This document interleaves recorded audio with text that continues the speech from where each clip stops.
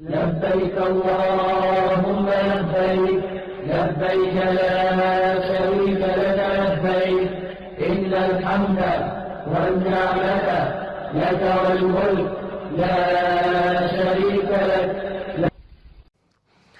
بسم الله الرحمن الرحيم. نحمده ونصلي على رسوله الكريم. أما بعد. There are three types of Hajj. The first is the Ifrad Hajj. The second is the Tamattu' Hajj. And the third is the Qiran Hajj. Ifrad Hajj is to do only Hajj. The person does not perform Umrah with the Hajj. The second is Tamattu' Hajj. A person from outside Makkah Mukarramah, he dons the Ihram for Umrah in the month of Hajj.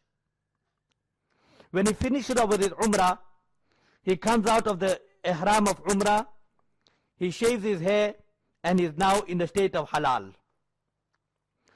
Before proceeding to Mina, he dons the Ihram for Hajj, and then he performs his Hajj. And the third type of Ihram, or the third type of Hajj, is the Qiran Hajj. A Qiran Hajj is a person from outside Makkah Mukarramah.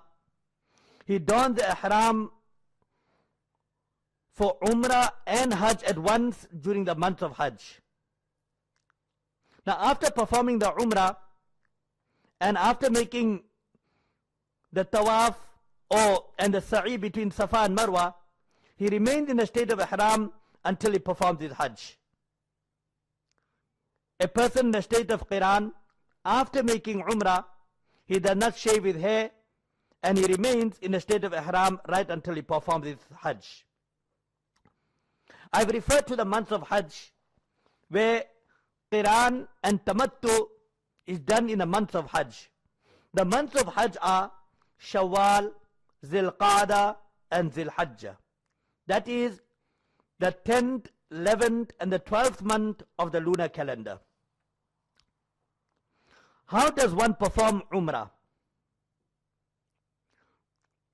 Before donning the Ihram for Umrah, it is mustahab to take ghusl. It is not compulsory, it is advisable to do so. And thereafter the person wears two unsewn white sheets. It can be any type of white sheets, but to wear white sheet, any type of sheets, but to wear white sheets is advisable. The two sheets of Ihram, they are merely the clothing of Ihram, it is not the Ihram itself.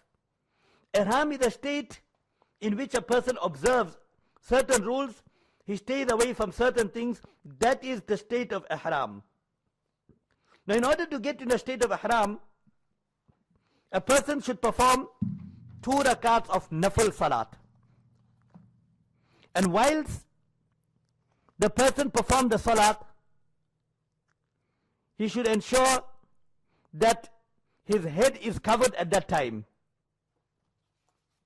And he should perform his Salat, 2 rakat Nafil Salat in that condition.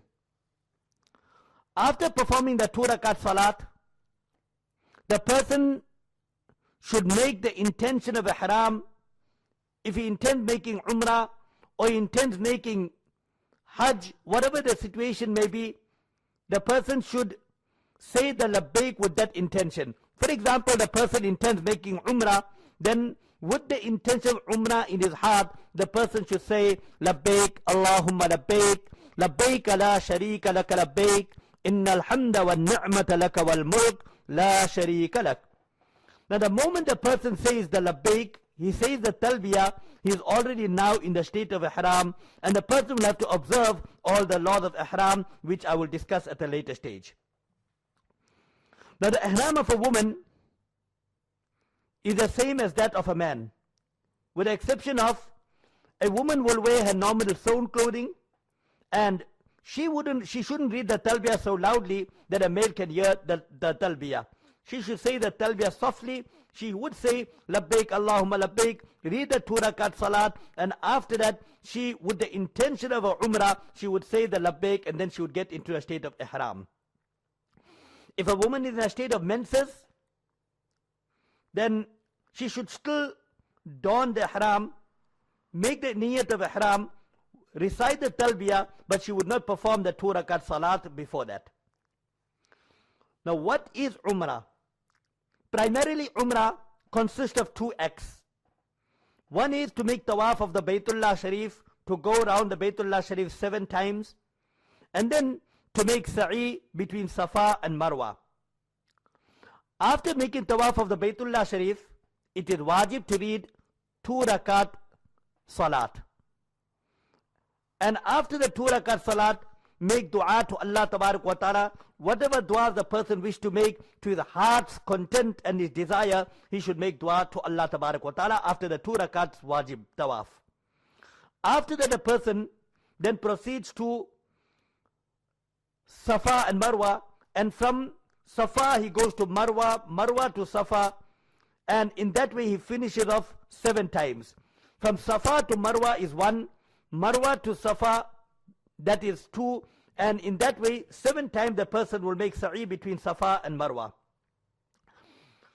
After the person finishes off with his sa'i, then effectively the umrah has come to an end. The male will shave his head, or he will shave his hair, and in the case of a female, she would also trim her hair.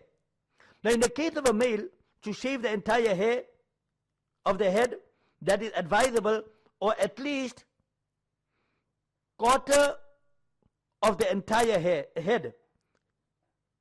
The hair of it should be removed. In the state of ihram, there are certain things that are prohibited. First and foremost, to have sexual relationship in a state of ihram is haram and prohibited, or anything that will lead to sexual relationship or arousement between the spouses, that is also haram and that is prohibited. In a state of ihram, to fight, to have disputes, quarrels, that is also prohibited and haram. It is important that when a person is in a state of ihram, he is always conscious of the state that he is in. He should contain himself. He should make sabr, overlook, tolerate, move away from a situation of fight and dispute, and control his anger to the best of his ability. In a state of ihram, to apply perfume, itar, or any type of scent, that is also prohibited. Sometimes in the aeroplane, they give scented soap or scented tissue. The person doesn't realize, he accepted scented tissue, he wipes his face with that, it has scent on it, and therefore in a state of ihram to use that scented tissue will be prohibited. The same also goes in hotels. Scented soaps, scented tissues are offered, so one should exercise precaution and avoid using such soaps and such tissues. In a state of ihram, to pare the nails is also prohibited. A woman in a state of ihram should ensure that her veil, her niqab, it does not touch the face.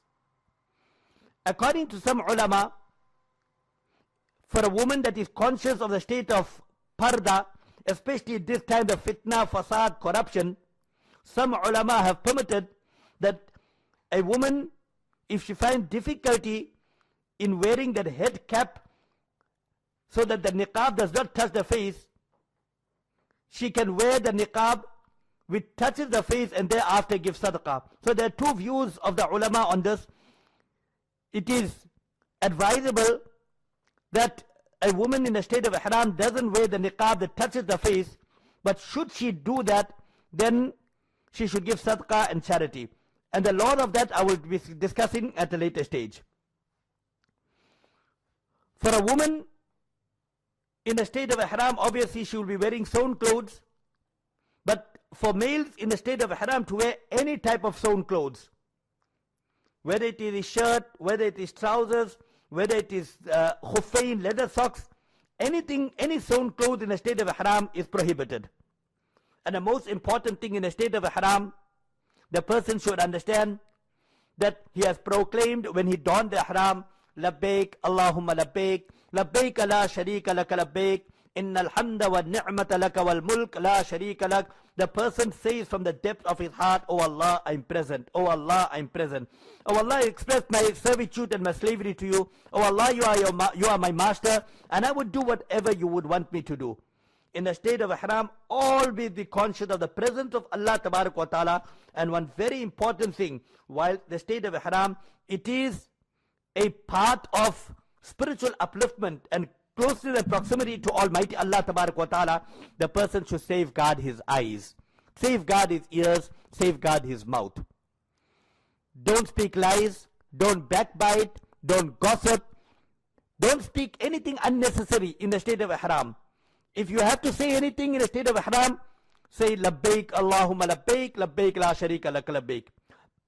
Read the talbiyah as much as you want to. Control the urge of speaking and say the talbiyah and the labbaik in place of that.